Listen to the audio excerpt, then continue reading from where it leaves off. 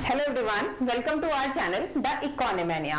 बच्चों, आज हम डिस्कस करने जा रहे हैं माइक्रो इकोनॉमिक्स। और माइक्रो इकोनॉमिक्स में जो हमारे पास चल रही थी कंज्यूमर थ्योरी की आज है हमारे पास क्लास नंबर 5 बच्चों।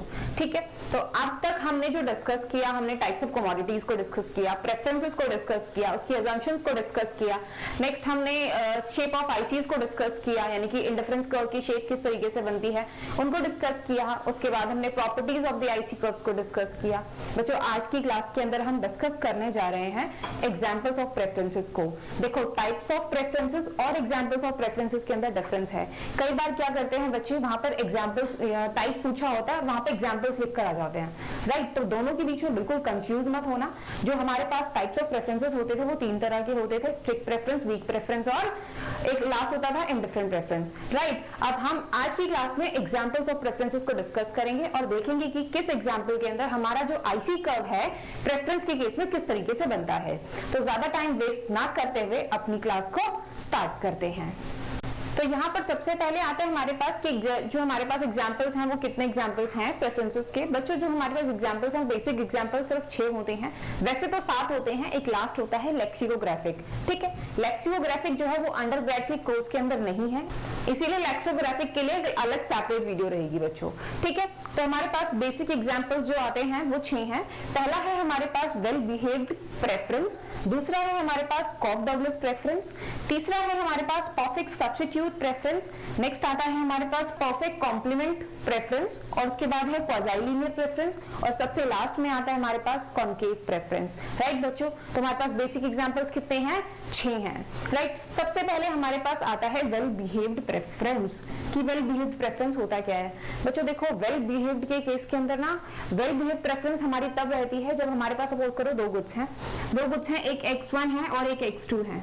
ठीक है, एक कंज्यूमर जब इन दोनों गुड्स के लिए इक्वली प्रेफरेबल रहेगा, यानी कि उसे इन दोनों ही गुड्स का कॉम्बिनेशन कंज्यूम करना है और इक्वल क्वांटिटी के अंदर करना है, राइट। किस तरीके से करना है? इक्वल, ऑलमोस्ट इक्वल क्वांटिटी के अंदर करना है, 1-2 यूनिट ऊपर नीचे चल सकती है, राइट। तो वहां पर क्या है, एक कंज्यूमर दोनों ही गुड्स के लिए इक्वली प्रेफरेबल है, राइट, कि वो दोनों गुड्स को साथ साथ प्रेफर कर रहा है। ठीक है, अब ये कॉम्प्लीमेंट का केस नहीं हुआ कि एक गुड के बिना दूसरी गुड कंज्यूम नहीं कर सकता, ऐसा कुछ नहीं है। वो दोनों गुड्स कंज्यूम करेगा लेकिन इक्वल प्रेफरेंस के साथ करेगा, राइट बच्चों। जितना प्रेफर x1 को करेगा उतना ही प्रेफर वो x2 को भी करेगा। ठीक है, तो उसकी प्रेफरेंस जो होती है वो वेल बिहेव्ड रहती है। यहाँ पर बच्चों 2 जो अजम्पशंस होती है वो साइमल्टेनियसली वर्क करती हैं। पहली होती है मोनोटोनिसिटी और दूसरी होती है हमारे पास average prefer over extreme points. ठीक है, अब यहाँ पर जब हमारे पास हमने ये average prefer over extreme point discuss किया था, वहां पर हमारे पास आईसी किस तरीके से बना था? कॉन्वेक्स आईसी बना था। कैसा बना था? कॉन्वेक्स आईसी बना था। अब कॉन्वेक्स आईसी सबको पता है क्या होता है? पहली बात तो आईसी सबको पता है। आईसी कर्व क्या होता है बच्चों? एक ड्रामेटिकल रिप्रेजेंटेशन होती है जो कि 2 गुड्स को कंज्यूम करने के बाद मिलने वाली यूटिलिटी को रिप्रेजेंट करती है, और एक आईसी के ऊपर एक कंज्यूमर की यूटिलिटी जो रहती है वो कांस्टेंट रहती है, सबको पता है। ठीक है, तो यहाँ पर 2 चीजें आती हैं। पहली आती है हमारे पास मोनोटोनिसिटी और दूसरी आती है average point is preferred over extreme point. जब हम इसकी बात करते हैं तो हमारे पास जो आईसी कर्व था वो कॉन्वेक्स टू द ओरिजिन बनता था। याद करो बच्चों, ये हमारे पास x1 हो गया, ये x2 हो गया। ठीक है, ये हमारे पास कॉन्वेक्स आईसी हो गया। कैसा हो गया? कॉन्वेक्स आईसी हो गया, राइट। अगर हम इसके 2 पॉइंट्स, एक एक्सट्रीम पॉइंट्स लें, ये वाले एक्सट्रीम पॉइंट्स, एक x है और एक y है, और इसका एवरेज पॉइंट समथिंग यहाँ पर आएगा और एवरेज पॉइंट से एक आईसी पास करेगा, वो हायर आईसी बन जाएगा, देख आईसी डैश नो। ठीक है, और जो हायर आईसी होगा वो हायर लेवल ऑफ यूटिलिटी को रिप्रेजेंट करेगा, राइट बच्चों। तो यहाँ पर सबसे पहली अजम्पशन कौन सी है? Average point is preferred over extreme point. Average point is preferred over extreme points। ठीक है, कि हम इस वाले एवरेज पॉइंट को प्रेफर कर रहे हैं क्योंकि इस वाले पॉइंट से हायर आईसी पास कर रहा है। ठीक है, और हायर आईसी के ऊपर हमारी यूटिलिटी का लेवल क्या रहता है? हायर रहता है, राइट। अब नेक्स्ट आता है हमारे पास दूसरी अजम्पशन, दैट इज मोनोटोनिसिटी। क्या आती है हमारे पास? ठीक है, मोनोटोनिसिटी। अभी मोनोटोनिसिटी का मतलब क्या होता है बच्चों? मोनोटोनिसिटी का मतलब होता है मोर इज बेटर। क्या होता है, मोर इज बेटर। अब सपोज करो तुम्हारे पास दो बंडल है, एक x1 x2 है और एक x3 x4 है, राइट। ये दोनों ही बंडल, ये बंडल x है और ये y है, ये x और y दोनों बंडल कंजप्शन सेट x को बिलोंग करते हैं, ठीक है, राइट बच्चों। अब यहाँ पर जो दो बंडल्स हैं x1 x2 x3 x4, दोनों ही बंडल्स में जो क्वांटिटीज का लेवल है, यहाँ पर x1 की वैल्यू 1 है, ये 2 है, ठीक है, और यहाँ पे x3 की वैल्यू 1 है और x4 की वैल्यू क्या है, 3 है, राइट। अब देखो बच्चों, यहाँ पर कौन से बंडल को जो कंज्यूमर है वो प्रेफर करेगा, भले ही हमारा जो हमारे प्रेफरेंस है वो वेल बिहेव्ड है, इस कंडीशन में कंज्यूमर क्या चाहता है कि दोनों गुड्स को वो इक्वली प्रेफर करे, ठीक है, दोनों गुड्स क्या रहने वाली है, उसके लिए इक्वली प्रेफरेबल रहने वाली है। लेकिन अगर उसके पास बंडल्स कुछ इस तरीके से बनते हैं कि वो या तो 1 और 2 क्वांटिटी कंज्यूम कर सकता है या फिर 1 और 3 क्वांटिटी कंज्यूम कर सकता है, तो वो क्या करेगा बच्चों, देखो यहाँ पर वो 1 और 2, इसकी तो 2 मिल रही है, इसकी 1 मिल रही है, लेकिन उसके लिए बेटर ये रहेगा दूसरी गुड की 3 क्वांटिटी कंज्यूम कर ले, तो उसकी यूटिलिटी का लेवल क्या हो जाएगा, इंक्रीज हो जाएगा, राइट बच्चों। अब सपोज करो कि एक बंडल है हमारे पास 3 और 4 का, ठीक है, और एक बंडल है हमारे पास 1 और 6 का।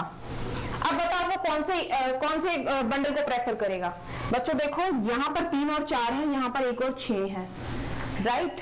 अब जो प्रेफरेंस है वो कैसी है, वेल बिहेव्ड है। वेल बिहेव्ड के केस में कंज्यूमर दोनों गुड्स को इक्वली प्रेफर करता है, राइट। तो वो 1 और 6 वाले को तो बिल्कुल नहीं करने वाला, क्योंकि इन दोनों गुड्स के बीच में जो डिफरेंस है वो बहुत ज्यादा हो चुका है, ठीक है, वो इसकी इतनी क्वांटिटी कंज्यूम कर ही नहीं सकता क्योंकि वो दोनों गुड्स को इक्वली प्रेफर कर रहा है, ठीक है। तो वो क्या करेगा, ये वाला बंडल कंज्यूम करेगा, क्योंकि यहाँ पर जो क्वांटिटीज हैं दोनों गुड्स की वो ऑलमोस्ट बराबर है, बराबर नहीं है लेकिन आसपास तो है, राइट। तो समझ आया हमारे पास वेल बिहेव्ड प्रेफरेंस क्या होती है, जिस भी कंडीशन के अंदर एक कंज्यूमर क्या करता है, दोनों गुड्स की इक्वल क्वांटिटीज को प्रेफर करता है या फिर दोनों गुड्स को इक्वली प्रेफर करता है, वो जो प्रेफरेंस होती है हमारे पास वो वेल बिहेव्ड प्रेफरेंस होती है बच्चों, ठीक है।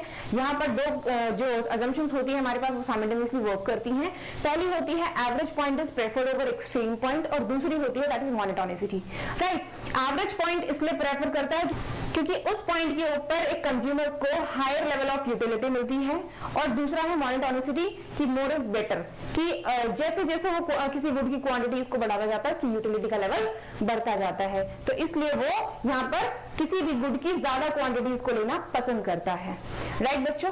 दोनों चीजें समझ आए। अब नेक्स्ट आता है हमारे पास that is the Cobb Douglas preference. तो कॉप-डगलस प्रेफरेंस क्या होती है बच्चों, देखो कॉप-डगलस प्रेफरेंस से मतलब होता है कि यहाँ पर क्या करता है कंज्यूमर, दो गुड्स कंज्यूम कर रहा है, अगर सपोज करो एक कर रहा है x और एक कर रहा है y, ये दोनों गुड्स हैं, क्या है, ये दोनों गुड्स हैं जो कि बंडल x को बिलोंग करती हैं, ठीक है। अब इन दोनों गुड्स में से एक कंज्यूमर जब किसी एक गुड को ज्यादा प्रेफर करेगा, देखो वेल बिहेव्ड के केस में क्या था कि कंज्यूमर दोनों गुड्स को इक्वली प्रेफर करेगा, ठीक है। अब कॉप-डगलस के केस में जब एक कंज्यूमर दो गुड्स में से किसी एक गुड को ज्यादा प्रेफर करता है तो उस केस में हम क्या कहते हैं कि जो कंज्यूमर है उसकी प्रेफरेंस कैसी है, कॉप-डगलस है बच्चों, राइट। अब ज्यादा प्रेफरेंस किस तरीके से हो सकती है, देखो अब जो इसके अंदर आईसी है वो बिल्कुल उसी तरीके से बनेगा जैसे कि वेल बिहेव्ड बनता है, यानी कॉन्वेक्स डिवीजन बनेगा बच्चों, राइट। तो असम्पशंस वही रहने वाली हैं, the average point is preferred over the extreme point, और दूसरी रहती है हमारे पास मोनोटोनिसिटी, राइट। अब लेकिन आता है कि जो प्रेफरेंस है किसी एक गुड के लिए ज्यादा स्ट्रॉन्ग रहेगी, वो उस केस में आईसी हमारे पास किस तरीके से बनता है, देखो बच्चों ये हमारे पास x1 हो गया, ये x2 हो गया। सपोज करो कि हमारे पास x1 की जो प्रेफरेंस है वो ज्यादा स्ट्रॉन्ग है एज कंपेयर टू x2, ठीक है। कंज्यूमर क्या कर रहा है, x1 को ज्यादा प्रेफर कर रहा है ओवर दी x2, ठीक है। तो उस केस में हमारा जो आईसी बनता है बच्चों बनेगा कॉन्वेक्स ही, लेकिन बनेगा थोड़ा सा स्टीपर, इस तरीके से बनता है, राइट। ये हमारा आईसी हो गया, क्योंकि यहां पर देखो अगर हमने एक पॉइंट लिया दैट इज पॉइंट ए, ये पॉइंट ए हो गया, ये हमारे पास पॉइंट बी हो गया, राइट। अब देखो जब उसकी जो प्रेफरेंस थी वो टुवर्ड्स दी X1 बहुत ज्यादा स्ट्रॉन्ग थी। ठीक है, किसके लिए? X1 के लिए बहुत ज्यादा स्ट्रॉन्ग थी, दैट इज गुड। X1 के लिए बहुत ज्यादा स्ट्रॉन्ग है उसकी अगर जो प्रेफरेंस है, तो वो गुड X1 की थोड़ी सी क्वांटिटी को कंज्यूम करने के लिए, यानी कि इसकी थोड़ी सी एक्स्ट्रा क्वांटिटीज को कंज्यूम करने के लिए गुड X2 की बहुत सारी यूनिट्स को सेक्रीफाइस कर सकता है। ठीक है, तो इस केस में क्या हुआ कि यहाँ पर जो कंज्यूमर है उसकी जो प्रेफरेंस है वो गुड X1 के लिए बहुत ज्यादा स्ट्रॉन्ग है, जिसकी वजह से वो X2 को बहुत ज्यादा क्या कर सकता है, लूज कर सकता है X1 की थोड़ी सी क्वांटिटी को इंक्रीज करने के लिए।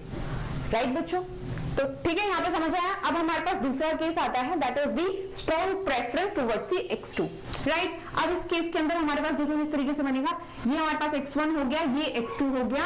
अब एक कंज्यूमर है, उसकी जो प्रेफरेंस है वो X2 के लिए ज्यादा स्ट्रॉन्ग है। किसके लिए?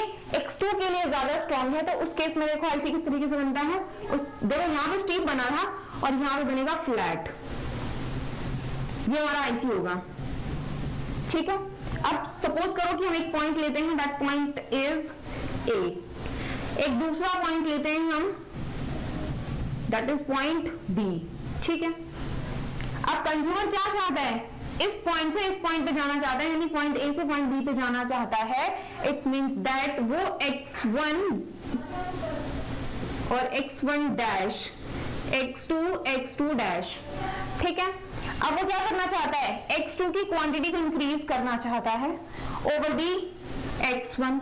ठीक है, तो वो इस केस में X2 की थोड़ी सी क्वांटिटी को इंक्रीज करने के लिए बहुत ज्यादा X1 की क्वांटिटी को लूज कर सकता है, क्योंकि उसकी जो प्रेफरेंस है वो स्ट्रॉन्ग है। किसके लिए? X2 के लिए। राइट बच्चों, तो दोनों का डिफरेंस समझ आ रहा है? ठीक है, तो कॉक डॉगलेस प्रेफरेंस हमारे पास क्या होती है बच्चों कि जब एक कंज्यूमर दोनों गुड्स में से किसी एक गुड को ज्यादा प्रेफर करता है, तो हम कहते हैं कि हमारी जो प्रेफरेंस है वो कैसी है, या फिर जो कंज्यूमर की प्रेफरेंस है वो कैसी है?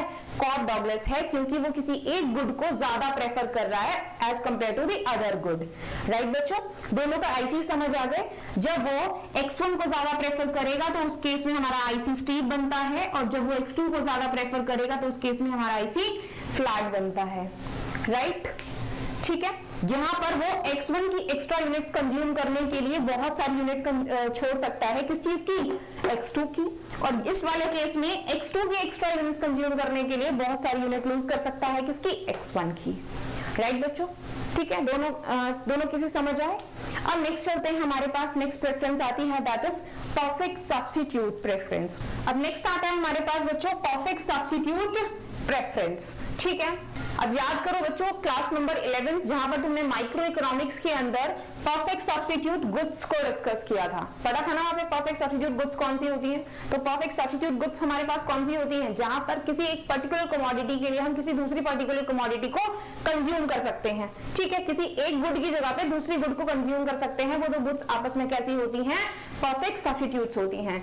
उसी तरीके से आता है हमारे पास परफेक्ट सब्स्टिट्यूट प्रेफरेंस बच्चों, जहां पर हम किसी एक पर्टिकुलर कमोडिटी की जगह पर किसी दूसरी गुड को, किसी दूसरी कमोडिटी को प्रेफर कर सकते हैं, वहां उस प्रेफरेंस को हम क्या कहते हैं बच्चों? परफेक्ट सब्स्टिट्यूट प्रेफरेंस कहते हैं। राइट, तो यहाँ पर हम एक एग्जांपल ले सकते हैं बच्चों, जैसे कि हमने टी और कॉफी का एग्जांपल लिया, दोनों आपस में कैसी परफेक्ट सब्स्टिट्यूट गुड्स हैं, तो हमारी उनके रिगार्ड में जो प्रेफरेंस रहने वाली है वो भी परफेक्ट सब्स्टिट्यूट ही रहेगी। ठीक है, सपोज करो कि हमें हमारी जो प्रेफरेंस है वो दोनों के लिए इक्वली है। ठीक है, मतलब परफेक्ट सब्स्टिट्यूट गुड्स है तो हमारी प्रेफरेंस भी परफेक्ट सब्स्टिट्यूट रहेगी। अब सपोज करो कि यहाँ पर तो अगर कॉफी के प्राइसेस बढ़ जाएंगे तो हम टी की कंजप्शन को बढ़ा देंगे, अगर टी के प्राइस बढ़ेंगे तो हम कॉफी की कंजप्शन को बढ़ा देंगे, क्योंकि हमारी प्रेफरेंस कैसी है? सब्स्टिट्यूटेबल है दोनों गुड्स के अंदर। राइट, हम हमारे लिए दोनों गुड्स क्या है? इक्वली प्रेफरेबल है। हम दोनों गुड्स की जगह पर एक दूसरे को कंज्यूम कर सकते हैं। राइट, और दूसरा एग्जांपल हम ले सकते हैं यहाँ पर ब्लैक पेन और ब्लू पेन। अगर एक कंज्यूमर है जिसे एक पेन के कलर से कोई फर्क नहीं पड़ता, ठीक है, उसे सिर्फ लिखने से मतलब है, चाहे वो ब्लू हो चाहे वो ब्लैक हो। राइट बच्चों, तो यहाँ पर या तो ब्लू पेन होगा या फिर ब्लैक पेन होगा। राइट, दो तरीके के पेन है। ठीक है, अब जो एक कंज्यूमर है वो कलर ब्लाइंडर है, ठीक है, उसे कलर से फर्क नहीं पड़ता, उसे सिर्फ लिखने से मतलब है। तो अगर इसके प्राइसेस बढ़ जाएंगे उसकी कंजप्शन को बढ़ा देगा, अगर इसके प्राइसेस बढ़ेंगे तो उसकी कंजप्शन को बढ़ा देगा। ठीक है, तो उसकी जो प्रेफरेंस है वो दोनों गुड्स के लिए क्या है बच्चों, सब्स्टिट्यूएबल है। ठीक है, कैसी है, सब्स्टिट्यूएबल है कि वो इसकी कंजप्शन की जगह पे इसे यूज कर सकता है, इसकी कंजप्शन की जगह पे इसे यूज कर सकता है। ठीक है, तो यहाँ पर दोनों गुड्स कैसी हैं, सब्स्टिट्यूएबल है। तो अगर गुड सब्स्टिट्यूएबल है तो उसकी प्रेफरेंस भी सब्स्टिट्यूएबल रहेगी बच्चों। ठीक है, अब देखो यहाँ पर इसके आईसी कर्व की बात करते हैं। जो आईसी कर्व है वो किस तरीके से बनता है, देखो परफेक्ट सब्स्टिट्यूट के केस में बच्चों जो हमारे पास आईसी कर्व बनता है वो लीनियर आईसी बनता है। ठीक है, अभी तक हम किस आईसी की बात कर रहे थे, कॉन्वेक्स आईसी की बात कर रहे थे। अब फिर चाहे वो फ्लैटर हो या स्टीपर हो, डजंट मैटर। ठीक है, लेकिन अगर हम परफेक्ट सब्स्टिट्यूट प्रेफरेंस की बात करते हैं तो यहाँ पर हमारे पास जो आईसी कर्व आता है बच्चों वो लीनियर आईसी आता है। कैसा आता है, लीनियर आईसी आता है। सपोज करो ये x1 है, ये x2 है और दोनों गुड्स क्या है, आपस में सब्स्टिट्यूएबल है और हमारा जो इंटरफेरेंस कर्व बनेगा वो स्ट्रेट लाइन बनेगा लाइक दिस। ठीक है बच्चों, कैसा बनेगा, एक स्ट्रेट लाइन बनेगा। ठीक है, और इस स्ट्रेट लाइन की अंदर दो चीजें होती थी, दो, जब हमारा आईसी कर्व स्ट्रेट लाइन बनता है तो दो चीजें होती थी। कौन सी होती थी कि एक कंज्यूमर एवरेज और एक्सट्रीम पॉइंट्स के बीच में इंडिफरेंट रहता है, राइट बच्चों, और दूसरी क्या होती थी कि यहाँ पर कांस्टेंट एमआरएस आती है, यानी कि मार्जिनल रेट ऑफ सब्स्टिट्यूशन कैसी होती है, कांस्टेंट रहती है। राइट बच्चों, ये आईसी समझ आया, ये प्रेफरेंस समझ आई। चलो नेक्स्ट मूव करते हैं हम हमारे पास परफेक्ट कॉम्प्लीमेंट प्रेफरेंस। तो परफेक्ट कॉम्प्लीमेंट प्रेफरेंस के लिए बच्चों देखो दोबारा से क्लास नंबर 11 याद करो, जहां पर तुमने माइक्रो इकोनॉमिक्स के अंदर परफेक्ट कॉम्प्लीमेंट्री गुड्स पढ़ा था। परफेक्ट कॉम्प्लीमेंट्री गुड्स कौन सी होती थी, जिन गुड्स को हम एक दूसरे के बिना कंज्यूम नहीं कर सकते, वो हमारे पास कौन सी होती थी, परफेक्ट कॉम्प्लीमेंट्री गुड्स होती थी। उसी तरीके से हमारे पास आती है परफेक्ट कॉम्प्लीमेंट प्रेफरेंस बच्चों। इसके अंदर हम क्या करते हैं कि दो गुड्स को साइमल्टेनियसली प्रेफर करते हैं, राइट, कि अगर एक गुड को प्रेफर कर रहे हैं तो दूसरी गुड को जरूर करेंगे, अगर किसी दूसरी को कर रहे हैं तो पहली वाली को जरूर करेंगे। ठीक है, यानी कि उनकी उन दोनों गुड्स की कंजप्शन हम एक दूसरे के बिना नहीं कर सकते, राइट। तो इस वाले केस के अंदर हमारे पास देखो जो बच्चों आईसी कर्व आता है वो किस तरीके से आता है, ये देखो, ये हमारे पास x1 हो गया, ये x2 हो गया, दो ही गुड्स थे, दो गुड्स हमने लिख लिए दोनों एक्सेस के ऊपर, राइट। सपोज करो कि इसकी हम एक क्वांटिटी कंज्यूम कर रहे थे और इसकी भी एक कंज्यूम कर रहे थे, तो हमारा पॉइंट जो आएगा वो समथिंग 1 पे आएगा, राइट। अब हम x1 को बढ़ाना चाहते हैं तो हमें x2 भी बढ़ाना पड़ेगा, क्योंकि जो इसकी एक्स्ट्रा यूनिट होगी वो बिना इसकी एक्स्ट्रा यूनिट के काम की नहीं है हमारे। ठीक है, सपोज करो कि यहाँ पर लेफ्ट शूज है, यहाँ पर राइट शूज है, अगर हम एक एक्स्ट्रा लेफ्ट शूज खरीदते हैं तो हमें दूसरा जूता भी खरीदना पड़ेगा। ठीक है, क्योंकि वो एक शूज हमारे किसी काम का ही नहीं रहेगा, राइट, क्योंकि हम दोनों शूज को क्या करेंगे, साथ में तो पहनेंगे, राइट। तो इसीलिए अगर हम इसकी क्वांटिटी को बढ़ाते हैं तो इसे भी बढ़ाना पड़ेगा, राइट। तो हमारा जो हमने इसके दो लिए तो इसे भी हमें 2 लेना पड़ेगा, राइट। ठीक है बच्चों, तो हमारे पास जो पॉइंट आएगा वो 2 का पॉइंट आएगा, राइट। अब हम क्या चाहते हैं कि इसकी एक और क्वांटिटी इंक्रीज करना चाहते हैं, इसे 3 लेना चाहते हैं, तो इसे भी हमें क्या लेना पड़ेगा, 3 ही लेना पड़ेगा, राइट। तो इसका जो पॉइंट आएगा वो 3 के ऊपर आएगा, राइट। अब इन सारे के सारे पॉइंट्स को मिलाने पर हमारे पास मिलती है किंक्ड लाइन, जिसे हम किंक्ड लाइन कहते हैं, और इन पॉइंट्स के ऊपर बनते हैं हमारे पास आईसी कर्व्स लाइक दिस। ठीक है, याद करो पिछली वाली क्लास, उसके अंदर हमने एल शेप्ड आईसीज को डिस्कस किया था। एल शेप्ड आईसी यही है, right. This is the IC1, this is IC2, this is IC3, right बच्चों। Interference curve, L shaped interference curve, last class याद करो, ठीक है। और हमारे पास ये क्या आती थी, ये हमारे पास किंक्ड लाइन है, दैट इज किंक्ड लाइन, राइट बच्चों। ठीक है, अब जरूरी नहीं है कि जो प्रोपोर्शन है दोनों गुड्स की कंजप्शन का वो 1-1 ही रहे, राइट। यहाँ पर टी एंड शुगर भी ले सकते हैं हम, कि 1 कप चाय के साथ हो सकता है हम 2 चम्मच चीनी लेना पसंद करें, ठीक है। हो सकता है 1 कप चाय के साथ हम 3 चम्मच चीनी लेना पसंद करें, राइट। और हो सकता है कि हम 1 कप चाय के साथ 1 चम्मच ही चीनी लेना पसंद करें। तो जो प्रोपोर्शन है वो चेंज हो सकता है, जरूरी नहीं है 1-to-1 का रिलेशन होगा, वो प्रोपोर्शन कोई भी हो सकता है। लेकिन अगर इसकी क्वांटिटी बढ़ेगी तो उसकी क्वांटिटी भी बढ़ेगी। तो इसका मतलब यहाँ पर क्या होता है बच्चों कि किसी भी एक पर्टिकुलर कमोडिटी की एक्स्ट्रा यूनिट्स हमारे किसी काम की नहीं होती, यूजफुल नहीं होती हमारे लिए बिना दूसरी गुड की एक्स्ट्रा यूनिट के। राइट बच्चों, ठीक है। तो ये होता है हमारे पास एल शेप्ड आईसी। अब आती है इस पे एमआरएस की बात कि हमारे पास इसके अंदर मार्जिनल रेट ऑफ सब्स्टिट्यूशन हम किस तरीके से निकालते थे। देखो यहाँ पर हमारे पास जो मार्जिनल रेट ऑफ सब्स्टिट्यूशन होता था वो बच्चों एग्जिस्ट नहीं करता था, ठीक है, क्योंकि मार्जिनल रेट ऑफ सब्स्टिट्यूशन का फॉर्मूला अगर हम देखें तो हमारे पास आता था that is mu(x1) upon mu(x2) that is marginal utility by good 1 and marginal utility by good 2। तो दोनों की मार्जिनल यूटिलिटीज का क्या है, रेशियो है हमारे पास मार्जिनल रेट ऑफ सब्स्टिट्यूशन।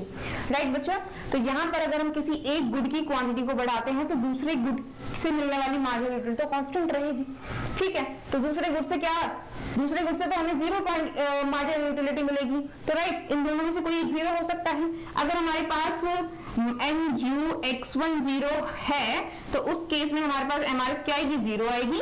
अगर mu(x2) 0 है तो उस केस में हमारे पास एमआरएस इंफिनिटी आएगी। राइट बच्चों, ठीक है। तो ये था हमारे पास परफेक्ट कॉम्प्लीमेंट्री प्रेफरेंस।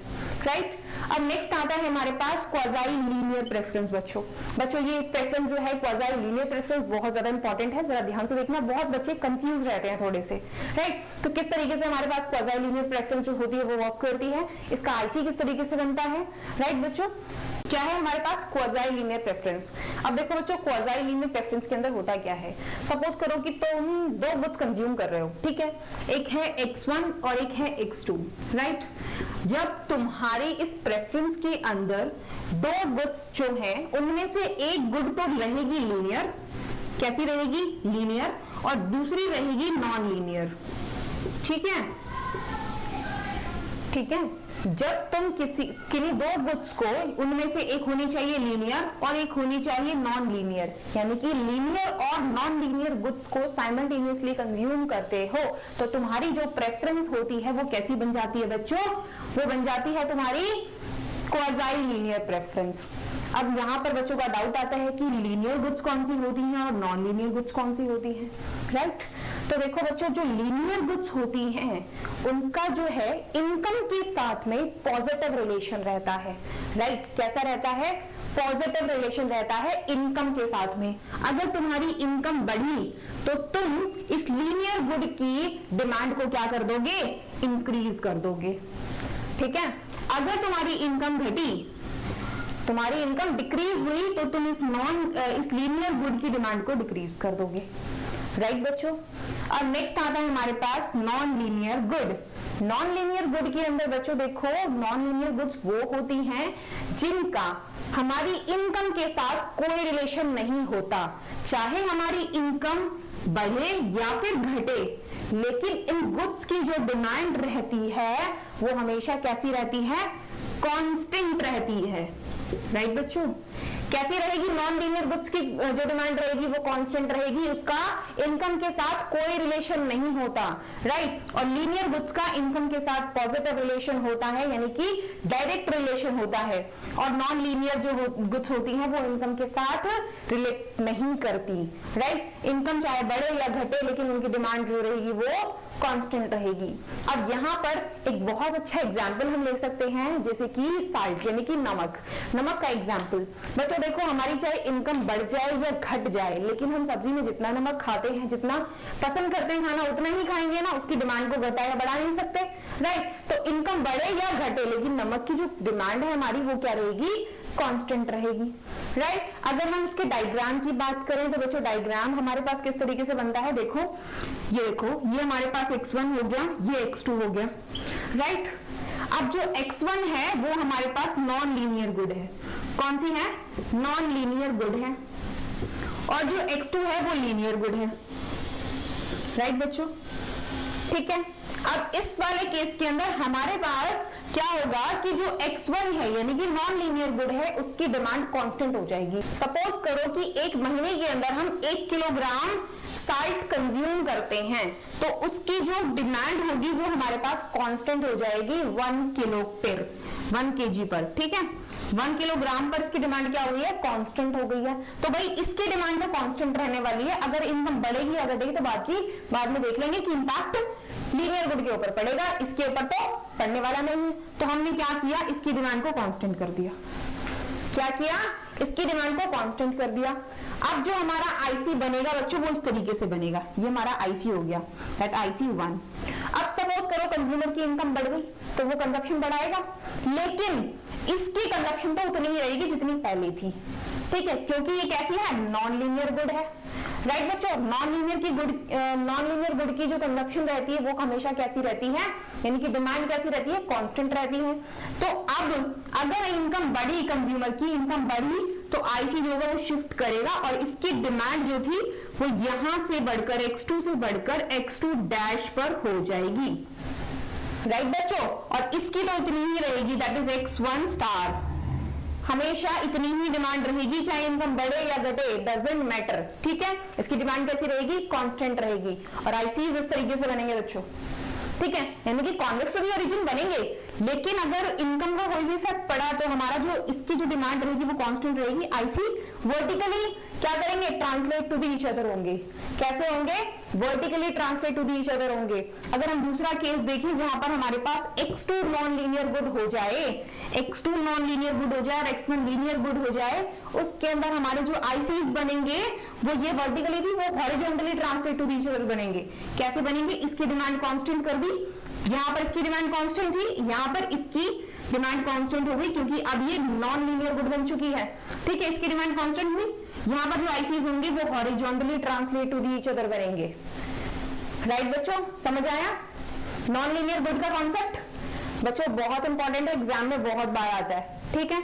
अगर कोई न्यूमेरिकल एग्जाम्पल भी आ रहा है, न्यूमेरिकल के अंदर तुम डायग्राम बनाकर आते हो, बच्चों को मतलब टीचर को एक्सप्लेन कर आते हो कि तुम्हारे पास नॉन लीनियर गुड्स कौन सी होती है, बच्चों बहुत अच्छे मार्क्स मिलते हैं, ठीक है। तो यहाँ पर सिर्फ न्यूमेरिकल ही तुम्हारे लिए इंपॉर्टेंट नहीं है, थ्योरी भी उतनी ही इंपॉर्टेंट है, क्योंकि वहां से तुम्हें कॉन्सेप्ट समझ आता है, कॉन्सेप्ट क्लियर होता है तुम्हारे माइंड के अंदर कि कौन सी गुड किस तरीके से बनती है, किसका डायग्राम किस तरीके से बनेगा, किसका आईसी किस तरीके से बनेगा, किसके अंदर हम इक्विलिब्रियम किस तरीके से निकालेंगे, राइट बच्चों। अब सबसे लास्ट आता है हमारे पास कॉन्केव प्रेफरेंस, ठीक है। तो बच्चों यहाँ पर जो कॉन्केव प्रेफरेंस है ये भी हमारी बहुत इंपॉर्टेंट है, ठीक है। कौन सी, कॉन्केव प्रेफरेंस, क्योंकि हमारे पास क्वाज़ी लीनियर और कॉन्केव प्रेफरेंस जो होते हैं वो बच्चों थोड़े स्पेशल केसेस हो जाते हैं। कैसे हो जाते हैं, स्पेशल हो जाते हैं। ये चारों हमने पढ़ी रखी है, ये तो इसी से है, ठीक है। तो ये दो जो है हमारे पास थोड़े स्पेशल केसेस हैं, इसलिए ये इंपॉर्टेंट है। कैसे हैं, इंपॉर्टेंट है बच्चों, राइट। तो कॉन्केव प्रेफरेंस की बात कर लेते हैं बच्चों। कॉन्केव प्रेफरेंस क्या होती है, जब एक कंज्यूमर दो गुड्स कंज्यूम कर रहा है और दोनों ही गुड्स जो हैं वो एक कंज्यूमर के लिए कैसी हैं, बैड कमोडिटीज हैं। कैसी हैं, बैड कमोडिटीज हैं। तो उस केस में जो कंज्यूमर की प्रेफरेंस रहती है वो कॉन्केव रहती है बच्चों, ठीक है। तो सपोज करो हमारे पास हमने जो आईसी बनाया था, मैप ऑफ आईसी, इसके अंदर हमारे पास ये x1 है, ये x2 है, ये हमारे पास आईसी बना था, होल आईसी, राइट। तो हमने इसको 4 पार्ट्स के अंदर डिवाइड किया था। तो यहाँ अगर हम बात करें तो यहाँ पर हमारे पास मार्जिनल यूटिलिटी ऑफ गुड 1 कैसी रहती थी, ग्रेटर देन 0, इस पॉइंट के ऊपर 0, और यहाँ पर कैसी रहती थी बच्चों, यहाँ पर लेस देन 0 रहती थी, ठीक है। That is marginal utility of good x1, right. और यहाँ पर हम बात करें तो marginal utility of good x2 कैसी रहती थी, ग्रेटर देन 0, यहाँ 0 और यहाँ पर लेस देन 0, ठीक है। ऐसे ही रहती थी हमारे पास, that is marginal utility of good x1, sorry good x2, right बच्चों। अब देखो जो हमारे पास ये वाला पोर्शन था, ये वाला पोर्शन जो कैसा था, ये इकोनॉमिक गुड रीजन था। कैसा था, इकोनॉमिक गुड रीजन था, क्योंकि इस वाले पोर्शन के अंदर हम दोनों ही कमोडिटीज की गुड यूनिट्स को कंज्यूम किया करते थे। इस रीजन के अंदर हमारे पास दोनों कमोडिटी कैसी हैं, गुड हैं। बट अगर हम इस वाले रीजन की बात करें बच्चों, इस वाले रीजन की, तो इसके अंदर ये हमारे पास इकोनॉमिक बैड बन चुका है, ये भी इकोनॉमिक बैड बन चुका है। तो यहाँ पर दोनों कमोडिटीज कैसी हैं बच्चों, इकोनॉमिक बैड है, राइट। तो कैसी है, यहाँ पर इकोनॉमिक बैड है। इसके केस में हमारे पास जो आईसी बना है वो पूरी तरीके से कॉन्केव बना है बच्चों। कैसा बना है, देखो ना, कॉन्केव है, ये रहा कॉन्केव आईसी, दिख रहा है ना कॉन्केव आईसी, राइट। अगर हम सेपरेट तरीके से बनाते हैं तो ये हमारे पास x1 हो गया, ये x2 हो गया, ये हमारे पास आईसी हो गया, देखो ये हमारे पास आईसीज आएंगे, ठीक है। तो इसका मतलब क्या है कि x1 भी हमारे पास बैड है और x2 भी बैड है। राइट। तो इस केस में जो कॉन्केव प्रेफरेंस होती है वहां पर एक कंज्यूमर दोनों ही गुड्स की क्या करता है, बैड कमोडिटीज को कंज्यूम करता है, और हमारा जो आईसी कर्व होता है वो strictly concave to the origin बनता है।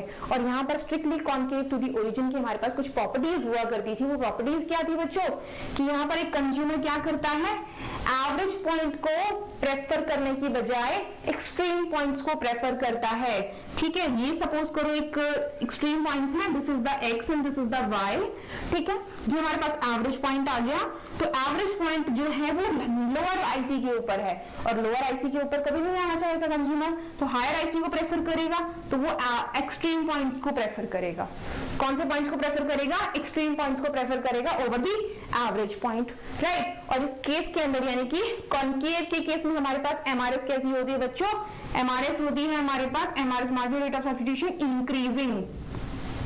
ठीक है, कैसी होती है, इंक्रीजिंग होती है। लास्ट क्लास याद करो बच्चों, सब कुछ डिस्कस किया था उसके अंदर हमने, राइट।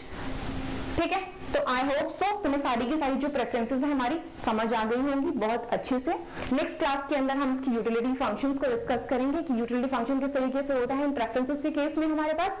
ठीक है, ये थी हमारी आज की क्लास। अगर आपको क्लास पसंद आई हो तो वीडियो को लाइक करें, शेयर करें, कमेंट करें। वीडियो अगर आप फेसबुक पर देख रहे हैं तो पेज को लाइक करें, यूट्यूब पर देख रहे हैं तो चैनल को सब्सक्राइब करें, ताकि हमारे चैनल की आने वाली लेटेस्ट वीडियोस की नोटिफिकेशन आपको मिलती रहे।